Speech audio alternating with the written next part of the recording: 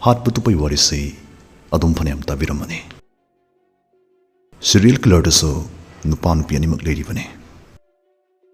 Kudamuin Palak Jack the Ripper, Jeffrey Dahmer, Harold Simon, It Cam. Asin sing Malekre. Nupilak the Elizabeth Bathory, Dorothea Puente, Nanny Dos. Asin sing Lady, Mihat Pinupi Sing.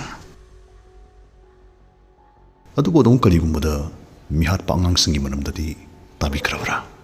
Tin serial killers.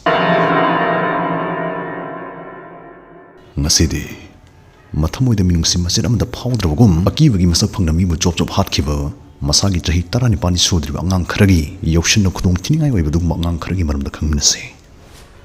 Serial killer Angang Singi file is Avatare. Ahanba file Kuchage, Nehemiah Grigo. Sigi Jahi Taramangin Hasna, January Tarik Taramapan, 2013, New Mexico the Mi Manga Hatki. Man Hali Vasimagi Muni. Ahan the Mana, Magi Apupi Mama Hatokle, Captain Hatokle. Dukamana Mama Hatpi Pausi, Toina Magi Manoni Padatambalaki. Pau Hectam Boloibaga, Mana Manoni Babusum Captain Hatokle. A daidima, Matan Piani Kadam Lactuna, Nomimo Colta with the Tactanituna, Mapina Pucho Chopon to Leramiba Matan Piani Busamu, Captain Hatokle. Nehemiah.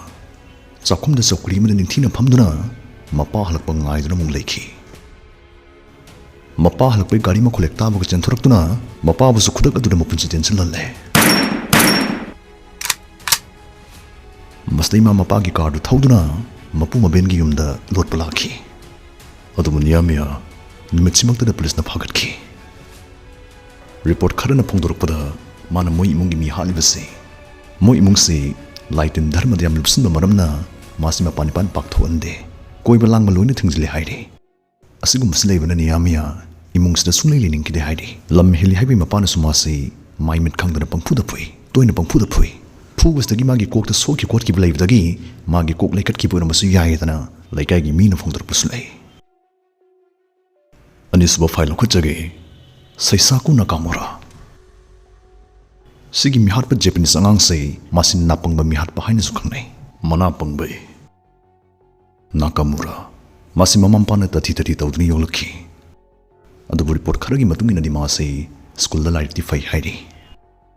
Nakamura Ayamatam the Masi, Mrs. Samurai Tangsang Ibri Kapungkai, Matumatu Kakton Harpegi sensing Yawadumba, Japanese Plumsing Yangali Heidi. And the woman mi had Badadi, Tangsang this is Nade, Tangs Furi in his name. Mana mi hat pauri vasi masagi chahi tara mani surukumatam dagini. Mana 1930 tagi 1941 gi marak staida punna mi mapan hatki Japan gi Shizuoka haribham staida. Mana har patu pahorokri vasi nupi rep tauna bhona rumotam da nupi masama saduni yarakti haibagi hathar ki boina dokhi. Rep tauge haib da nupi na taram nulkani khalubuna kamura masagi chahi tara mapan surukuda farsi tauduna hatki. Ahum file hang duksari, Greg Price. See Nupa Amana Nupi Tarham de Sropuda, America gi Rhode Island habitats the labor, Warwick Haribilikai Sigi Khara, Magi Kutayam Tamtina Lanki. Greg Ahan Bahatki Vasi, Moga Yum Tang and Liminava, Jahi Kuntarit Kinupiamane. Nupis and Saxon the lady nay, Manasurima Pida and Narun the Tamnasang Laga, Yankini Palak Tang the Chak Tindun Hadamone, Amurak Nirak Omnak Tilambunate. Yang kini palak. Mana hat pa mi hat kuring magta, sindra lakpun naman naman kumbagum, yang pina hat pa gimamitai. Madudi mukti thang pawu tikto na, thang kong na tongan, thang yana asibagi manangan na tiksin doon yarong kripane. Kreki anisu mi hat asisu, moigi yumleng pareng dadum sa takivane. Numits da mana chahi kuntrama pan sura pinupiyama, piklibi machanupi ani kapuna, ihing na hing marang kain halamki. Nupi si mana yang kaitari lak thang na Thillamkhi. Jahi taragi machanupi sibuna humpundi toirak. Aduga jahi nipan gi machanupi sibuna kuntra rak Thillamkhi. Makul masing di marang kaire. Punna ohuba chama gani pumapanne. Pulis na phaglaba matung mana suktam thina mi halib sikari marang gano hanglubuda mana sumna pakum piraki. Mas negro ne. Amuba jati da poi hai widama makoy na mabu yam hantana tawe. Yam hantani yangi. Maramsina makoy mana laman kumboy na hatokpani dana grade ni yam ling na bakum biraki. Sifam tokpani haraki. Greg kaisum sang yauki. Tasing mali Greg say 2020 is the thadrokom tokpani. Adubu Greg kaisum sang manung na so mama khata na crime dum jatrak padagi manga sisu jela lady. Mariswa file hangduk sare chemistry da ngong zaba ngang mi hatpa Graham Young. Man 1947 da London da poki. Masiam angang wina hu siznaraga mi hatpa gidamab thoina maming chatki. Angang oiningidi ma say chemistry da lup na ngaw bai doirame. Dubu magi haising ba say mana mi hatpa da sina thoki bagi wane. Tas jahi tara mari surak budak Graham. Hu semli baniduna karino mai thuko masal makal makal yansina duna pang sem da semlame. Mani magi hu say changeng chathaborki. Mi si bana ba tawdragadi hu oiroidoni do. Asumna Graham na magi changeng say magi imung manung amadi school gi mamanam singda chathaborki.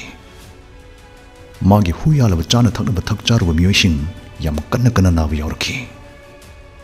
Magi hu gi changeng sagi ahan boina magi poktabi mama ton hana sizilaki.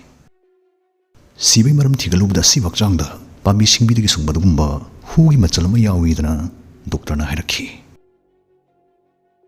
Pami singbigi matangda hekpala pustagi misi say masing Graham ga mari lenagani haibasi imung manung irai laina khangba ngamlaki. Manudi hariba pami sing say Graham gi kadi tatatan leiba pami singni. Masday Graham psychiatric hospital amada thamjinki. Jahi mapan gi matungda Graham ma gyan yam tare. Hu da su interest leitre haiduna mayumda thaduraki. Adubu gyan taabdi hairuno. Taning mamagi farakna mayumda leira kansida so mausagum sada hu haptuna mi ani mag so hatki. Graham 1990 da kaisum sangda sikhi. Mangas wa file, aroi wa file, William Herons, the lipstick killer. Sigin hasin Chicago da masang mataw yam phazabi nupi ma mabukta thangna hanjan hogai duna yam tamthina hatoklamkhi. Amadi asib hakchang duna ta duna leriba kadugi faklangda asumni iramkhi. Yarim khay ibu thuna fana bono. Aisha na control do ngamde. Asiba masing hengalakini. Asumna angang machugi lipstickna faklangda da mek sengni iduna thalongki. Thokdoksdigi mabo lipstick killer haina sukhangna rakhi. Mana akon bahar ki bisna jahi taruki nupimcha mane. Nupimcha siba mana makok mani makhom mukut kakthalaga yam minung sileitan langtuk lambane. William Herons 2012 da masagi jahi mari putarom de surakpada kaisum sangda sikhi. Mihar pasangi poloi aphaba matoi kide. Mihar pasangi poloi aphaba matoi kide.